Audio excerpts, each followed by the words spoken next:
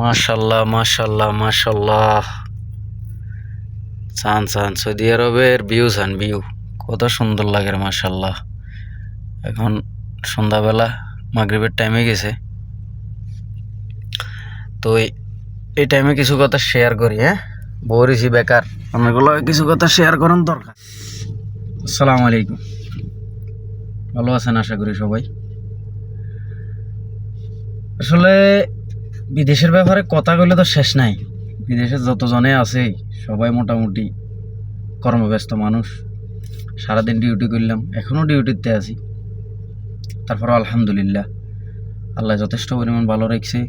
সবাই আল্লাহ ভালো রাখুক এই দোয়া করি।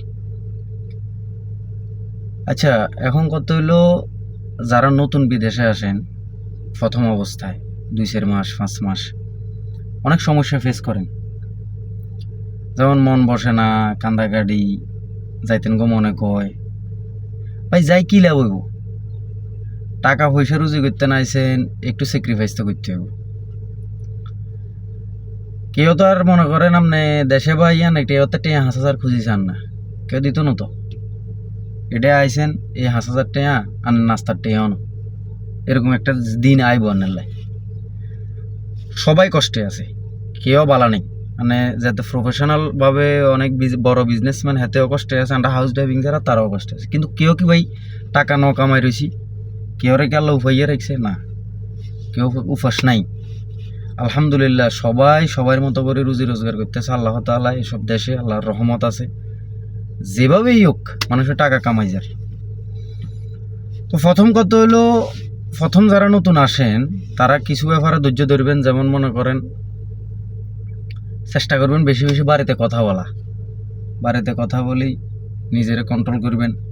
কন্ট্রোল করি যে সময় মনে হইব যে দূর কোন যাইবে কইছিল আইবেল লাই কিল্লে আইলাম, এখন যে সময় মনে হইব এই সময় মনেরে স্থির করবেন।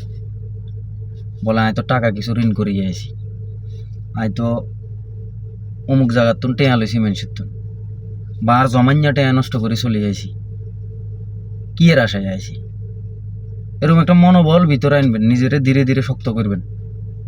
আর সবচেয়ে বড় কথা, প্রথম আইলে ভাষা আরবিরে কি কথাগুলা কর এগুলা শিখে লেবার চেষ্টা করবেন। এগুলা শিখিজন যাবেন আপনি, তখন কি কি এটা সুবিধা হইব। আপনি যখন বছর 2 বছর যাইব, বা 3 বছর করলেন বা 4 বছর করলেন, করার পরে একটা টাইমে আপনি যে কোনো কিছু চাইলে আপনার মতো করে করতে পারবেন। আপনার মতো করে আপনি সাজাই লইতে পারবেন সব কিছু। আপনার তো এই কাজ ভালো লাগে না, অন্য কাজ করতে পারবেন। আপনার তো এই বিষয় ভালো লাগে না, ক্যান্সেল হয়ে যাবে, অন্য বিষয় আইতে পারবেন।